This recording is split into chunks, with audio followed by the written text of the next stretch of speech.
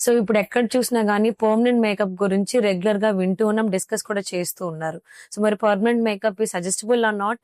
మన Chiranjeevi cuties care లో permanent makeup కి సంబంధించి ఏ కైండ్ ఆఫ్ ట్రీట్మెంట్స్ అందుబాటులో ఉన్నాయి? So permanent makeup is nothing but tattooing అమ్మ. సో మనం ఓహో! టాటూస్ ఎట్లయితే వేసుకుంటామో ద సేమ్ వే కలర్స్ అనేవి ఇన్ఫ్యూజ్ చేస్తాం అనమాట. సో ఐబ్రోస్ లేని వాళ్ళలో ఏంటంటే ఆ ఐబ్రోస్ అనేవి డ్రా చేస్తాం. సో లిప్స్ కొంచెం డార్క్నెస్ ఉండే వాళ్ళలోని లిప్స్ లోని ఇన్ఫ్యూజ్ చేయడం. So it is nothing but simple tattooing.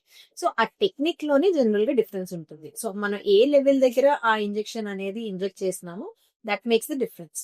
So మనం రెగ్యులర్ గా వెళ్ళే పార్లర్స్ లోని లేకపోతే ఈ కాస్మెటిక్ క్లినిక్స్ ఇట్లాంటి వాళ్ళల్లో చేసేటప్పుడు they are not trained up to the mark.